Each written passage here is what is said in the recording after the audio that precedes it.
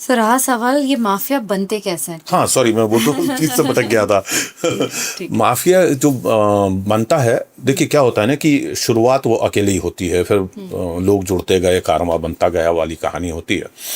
कि जब एक लड़का आता है या लड़की आती है और उसको लगता है कि मैं जो कर रहा हूँ या कर रही हूँ वो सही है, तो फिर वो लाइकवाइज लोगों की टीम बनाना शुरू करते हैं हम। तो जैसे आपको मैं बताऊं कि सपना दीदी नाम की एक लेडी थी, जिसके पति का, जो महमूद कालिया का मर्डर दाऊद इब्राहिम के कहने पे बॉम्बे पुलिस के लोगों ने, फेक एनकाउंटर पुलिस वालों ने कर दिया था। वो बदला लेने के लिए दाऊद इब्राहिम से उसने अपने आप को ट्रेनिंग दिलवाई, हुसैन वस्त्रा से। और फिर उसके बाद में उसने अपने जैसे लोगों का एक ग्रुप बनाया। हालांकि वो अंडरवर्ल्ड में नहीं गई, लेकिन ग्रुप बनाया उसने। और दाऊद को मारने की कोशिश करने के चक्कर में वो शारजाह तक हो आई कि जिस दिन वो मैच देखने आएगा मैं उसको वहां मार दूंगी। तो इस तरीके से उसने अपना गैंग फॉर्म किया है। दाऊद इब्राहिम के साथ क्या हुआ, या छोटा राजन के साथ क्या हुआ, ये लोग छोटे छोटे क्राइम कर रहे थे। अरुण गवली के साथ या अमर नाइक के साथ या मंचेकर के साथ, किसी के भी, ये लोग सब छोटे छोटे क्रिमिनल थे। और इन्होंने अपने साथ में अपने जैसे काम करने वाले, समझ वाले लड़कों की टीम इकट्ठा की। जब टीम इकट्ठा की तो ये लोग संगठित रूप से वो काम करने लगे। फिर वो टीम जो है बढ़ना शुरू हुई, तो इनका दायरा बढ़ना शुरू हुआ, तो इनका काम बढ़ना शुरू हुआ। तो इन लोगों ने क्या किया, उसको जो है हर आदमी को एक काम सौंपना शुरू किया। जैसे कारपोरेट में होता है, पुलिस में होता है, या सिस्टम में होता है कि भाई सट्टे का काम जो है तू संभाल, हवाला का काम तू संभाल, मर्डर करने की प्लानिंग और सुपारी लेना वो तू संभाल, फिल्म इंडस्ट्री का काम जो है तुम संभालोगे। तो ऐसे करके उनको वो संभला दिया।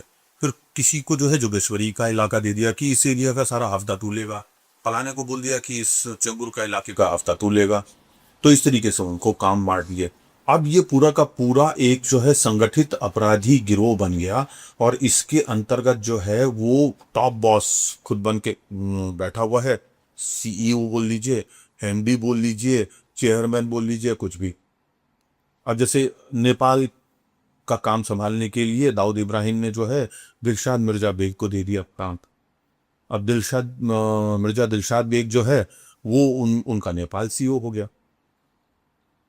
अब मुंबई में जैसे इसका मनी मैनेजमेंट और बाकी सब काम करना, देखने का जो वो सब था, वो आपके शरद शेट्टी देखता था, जो कि यहाँ जोगेश्वरी का गुंडा था। तो उसको फाइनेंस का काम दे दिया दाऊद ने अपने गैंग का। तो इस तरीके से ये जो गैंग है फॉर्म में जाती है। तस्करी करनी है तो भाई गोल्ड का काम तू अकेला देखेगा, फेक करेंसी का काम तू देखेगा, फलानी चीज का काम तुम देखोगे। ऐसे मतलब बांट देते हैं काम। इन लोगों में लॉयल्टी बहुत देखी गई है, जो भी हम समझे मूवीज देख देख के कि बड़ी लॉयल्टी होती है। ये लॉयल्टी कैसे बैठ हो जाती है इनमें? इतना ट्रस्ट, इतना लॉयल्टी, इतना ट्रांसपेरेंसी। ट्रांसपेरेंसी तो नहीं होती है। अच्छा नहीं होती। खौफ बड़ी चीज होती है। भाई को पता चल गया कि मैंने कुछ गड़बड़ की है तो मेरी मौत तय है। सबसे बड़ा तो वो ट्रांसपेरेंसी का कारण होता है, खौफ। दूसरा ये होता है कि भाई के पास नहीं रहे तो जाएंगे कहाँ। पाला बदली किया तो ये कोई राजनीति थोड़ी है कि आज कांग्रेस में, कल बीजेपी में आए, परसों समाजवादी में चले गए, तरसों उठ करके तृणमूल में चले गए। वहां ये सब नहीं चलता है। मेरे पास से कहीं गए तो सीधे खुदा के पास जाना है, बीच में कोई नहीं है। ये वो सिस्टम है वहां का। तो वो ट्रांसपेरेंसी नहीं है। ट्रांसपेरेंसी वहां पे वन साइडेड होती है। प्यादा, सिपह सालार, किलेदार जो है वो ट्रांसपेरेंसी रखेगा बॉस के साथ। बॉस जितनी मर्जी आएगी वो चीजें छुपा के रखेगा। वहां ट्रांसपेरेंसी ऊपर से नीचे नहीं आती, नीचे से ऊपर ही चलती है। तुम नहीं छुपा सकते कि तुमने कितना पैसा लिया, उसमें से बीच में खाचा मार लिया क्या, ना, वो नहीं चलेगा। तो ये बड़ा अलग ही पूरा खेल है। और लॉयल्टी के दो तरीके हैं। जैसे मैंने आपको बताया कि जेल से छुड़ा गया, अब वो लॉयल हो गया। किसी के घर परिवार में कोई तकलीफ है, भाई बहन की शादी है, अरे बहन की शादी का इंतजाम कर रही, 5 लाख 10 लाख 20 लाख लग रहे हैं, लड़कों ने सारा खर्चा उठा दिया भाई के अकाउंट से।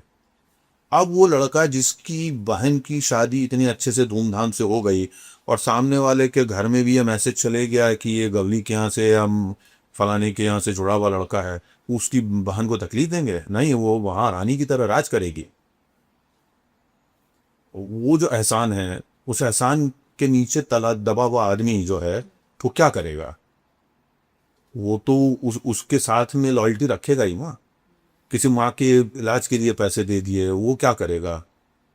किसी लड़के को पढ़ाई करने के लिए, इंजीनियरिंग करवाने के लिए पैसे दे दिए, तो क्या करेगा? लॉयल ही होगा ना।